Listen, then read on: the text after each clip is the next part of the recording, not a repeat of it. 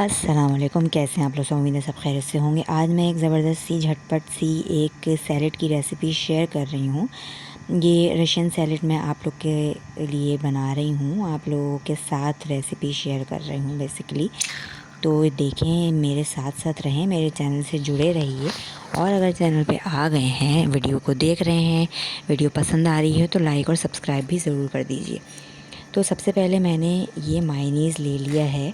ये जो पाउच मिलता है छोटा वाला, वो वाला मैंने पूरा पाउच इसको मायनीज़ का मैंने शामिल किया है। इसमें 3 टेबल स्पून मैंने चीनी के शामिल किए हैं। अच्छा, ये कॉर्न स्वीट कॉर्न का मेरे पास केन रखा हुआ था, वो मैंने इसमें आधे से ज़्यादा डाल दिया है। सिर्फ स्वीट कॉर्न को हम शामिल करने के बाद इसमें मैंने मैकरोनी का आधा पैकेट शामिल किया है उबाल के। इसमें नमक और ऑयल डाल दिया था पानी उबलते हुए में, और उसके बाद इसको तकरीबन 7 से 8 मिनट जो हम पकाते हैं। मैकरोनी ये उबल गई थी तो मैंने उबली हुई मैकरोनी भी इसमें मैंने शामिल कर दी है।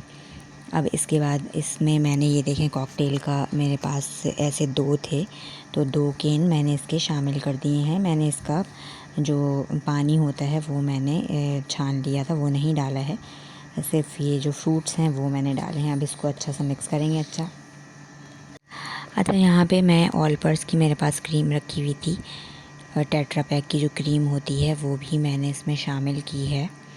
और आप लोग अगर चाहें तो शामिल करें, वरना मायनीज़ की क्वांटिटी भी आप लोग बढ़ा सकते हैं। ये देखिए, मैं यहाँ पे ऑलपर की क्रीम इसमें मैं शामिल कर रही हूँ। कुछ चमचे ही मैं डालूँगी, तकरीबन 2 चमचे मैंने इसके शामिल किए हैं। और इसको अच्छा सा हम मिक्स देंगे, 2 खाने के चमचे भर के। अब उसकी मेजरमेंट बता रही हूँ मैं।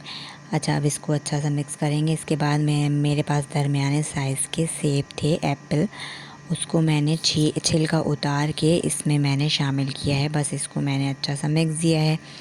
ये हमारी रशियन सैलेड हो गई है रेडी। अगर आप इसमें चाहें तो आप इसमें बंद गोभी भी डाल सकते हैं, और इसमें उबले हुए आलू भी शामिल कर सकते हैं।